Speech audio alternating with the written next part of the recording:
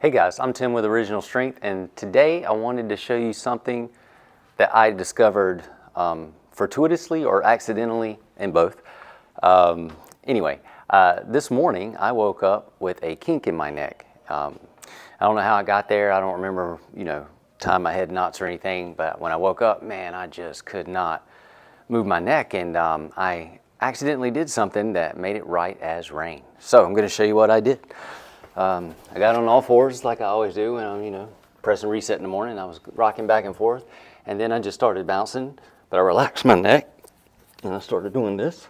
I was letting gravity and the bounce just kind of shake my neck free, so to speak, and man, my vertebrae in my neck went do, and then I could move my neck, and it felt fantastic.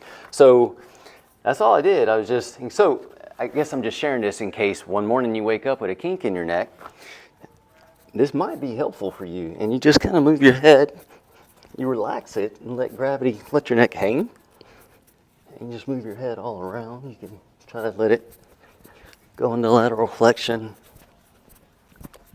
Feels kind of good just doing it in itself, but for me, for today, for this day, man, it made my neck feel right as rain.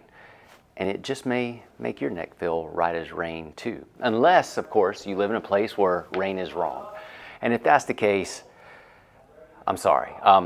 This might not be for you, but give it a shot. Let me know what you think. The bouncing is just good for your vestibular system anyway. It's just good for your body. It does really cool stuff. Creates vibration through your body. Could help flush out your lymph nodes. But if you've got a kink in your neck, it could also help open up those vertebrae and shake that kink loose a little bit. All right, that's it for this week. I'm Tim with Original Strength, and we'll see you next time. To learn more, consider attending an Original Strength certification. Visit originalstrength.net to register.